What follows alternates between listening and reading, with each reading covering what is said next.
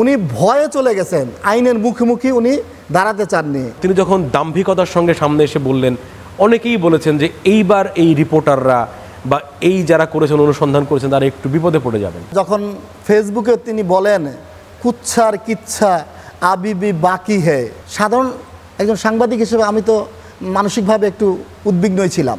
একটা দুঃখের জায়গা আছে, সেটা হচ্ছে যে যখন তাকে নিয়ে পুরো বাংলাদেশে এত হইচই, এত তোড়জোড়, উনি কিন্তু দেশে নাই। উনি দেশ ছেড়ে পালিয়েছেন বা দেশ ছেড়ে তিনি চলে গেছেন, একদম পুরো এয়ারপোর্ট ফরম্যাটটাকে ব্যবহার করে তিনি চলে গেছেন। যদিও আইনের অনেক ফাঁকফোকর আছে, তার বিরুদ্ধে বিদেশ যাওয়া নিষেধাজ্ঞা নাই, অনেক রকম ব্যাখ্যা এখানে দেওয়া যায়, কিন্তু তিনি দেশে থাকলে মানুষ ন্যায় বিচারটা হয়তো বা চোখের সামনে আরও স্পষ্ট করে দেখতেন। তার ওই চেহারাটা মানুষ দেখতে চাইতেন, যে যিনি আসলে বীর দর্পে বলেছিলেন যে 1 ইঞ্চি জমিও প্রমাণ করতে পারলে প্রতিবেদককে লিখে দিব, সেই ব্যক্তির হাজার হাজার একর জমি, শত শত কোটি টাকা তিনি তার সামনে একটু জাতি দেখতে চেয়েছিল। তাকে আসলে এটি আমরা দেখতে পাই নাই। দুঃখবোধ আছে কিনা আসলে আপনার? আসলে আমি যদি এইভাবে বলেন যে যেহেতু ওনার দেশ থেকে নিষেধাজ্ঞা ছিল না, কিংবা দুদক বা সংশ্লিষ্ট কর্তৃপক্ষ দেয়নি, তিনি ওনার পরিবার নিয়ে দেশ থেকে চলে গেছে এখনও পর্যন্ত যতটুকু আমরা জানি, কর্তৃপক্ষ আমাদের যতটুকু আমাদের জানিয়েছে। তবে ঈদুল ফিতরের পর কয়েকদিন পর টিভি ভিডিও বার্তায় যিনি চ্যালেঞ্জ ছুড়ে দিয়েছিলেন, ওনার সম্পত্তি থাকলে লিখে দিবেন, দিয়ে দিবেন, সেই চ্যালেঞ্জটাকে, সেই মুখটা, সেই কথাগুলো আমাদের চোখের সামনে এখন ভাসে। কারণ এখন যেভাবে চলে গেছে, এখন মনে হচ্ছে ভয় পেয়েছেন, উনি ভয়ে চলে গেছেন, আইনের মুখোমুখি উনি দাঁড়াতে চাননি। কারণ সত্য উন্মোচন করেছেন আমাদের টিম, এই সত্যর মুখোমুখি উনি দাঁড়াতে চান, উনি চলে গেছেন। এখন সেটা পালিয়ে গেছেন না দেশ ছেড়ে গেছেন, সেই বিষয়টা হয়তো 23-24 তারিখেই আমরা সামনে দেখতে পারবো। যদি উনি না আসেন সেই সময়, তখন ধরে নিব, শুধু আমরা না, দুদকেই ধরে নিবে যে উনার কোনো আর এখানে বক্তব্য নেই।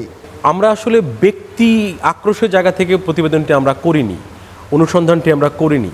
কারণ এত বড় একটা মানুষ, যিনি শুদ্ধাচার পুরস্কার পেয়েছেন, রাষ্ট্রের সমস্ত গুরুত্বপূর্ণ পদগুলোতে উনি কাজ করেছেন, তার পেশার, সেই মানুষ যখন এত বড় রক্ষক, যখন ভক্ষক হয়ে ওঠে, সেগুলো সামনে আনা গণমাধ্যমের দায়িত্ব।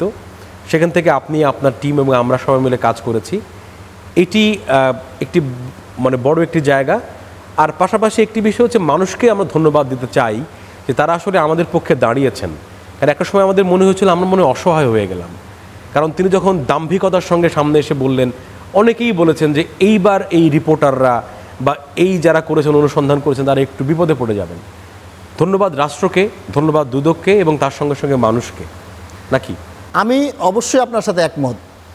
আমি যখন এই রিপোর্ট প্রকাশের পর যখন ফেসবুকে তিনি বলেন কুচ্ছার কিচ্ছা আবিবি বাকি হে, এই কথা শোনার পর আমি একজন সাংবাদিক হিসাবে, আমি তো, আমার কলম আছে, আমার তো আর কিছু নাই। আপনি বলছেন যে ওনার সাথে তো আমাদের রেশারেশি না, আমাদের কিছু না। আমার সাংবাদিকতার কাজই হলো এরকমের অনিয়ম এবং যারা দুর্নীতি করে তাদের তুলে ধরা। এটা আমাকে এই দেশের আইন, এই দেশের সংবিধান আমাকে দিয়েছে। আমি যে সাংবাদিক, আমি অনুসন্ধানে রিপোর্ট করছি আমরা। তো এখন এই ক্ষেত্রে ধন্যবাদ যদি বলেন, আমি তো অবশ্যই আমার দেশের যে গণমাধ্যমকেও আমি ধন্যবাদ দিই। কারণ যখন উনি ভিডিও বার্তায় ফেসবুকে ওনার যে হাম্বিতম্বি দেখি বা ওনার কথা, তখন আমি সাধারণ একজন সাংবাদিক হিসেবে আমি তো মানসিকভাবে একটু উদ্বিগ্নই ছিলাম।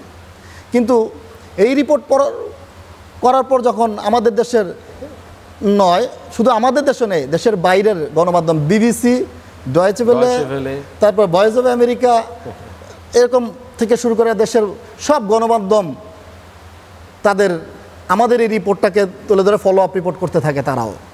তো আমি বাংলাদেশের গণমাধ্যমকে বলি যে এই যে অনিয়ম, এই অনিয়ম শুধু একজন ব্যক্তির বিরুদ্ধে না, এটা সিস্টেমের বিরুদ্ধে, বাহিনীর সাবেক কোনো কর্মকর্তার বিরুদ্ধে নয়, না, বাহিনীর বিরুদ্ধে আমাদের আক্রমণ নয়। আমাদের বাহিনীর কোন পুলিশ বাহিনী আমাদের দেশের নীরবে চমৎকার কাজ করে যাচ্ছে। যদি ওনারা একদিন, আপনি দেখেন রাস্তাঘাটে যদি ট্রাফিক 1 ঘন্টা না থাকে কি অবস্থা হয়ে যায়, 10 মিনিট না থাকলে, পুলিশের অফিসার, অনেক ভালো ভালো অফিসার আছে, নীরবে কাজ করে যাচ্ছে এই দেশের জন্য।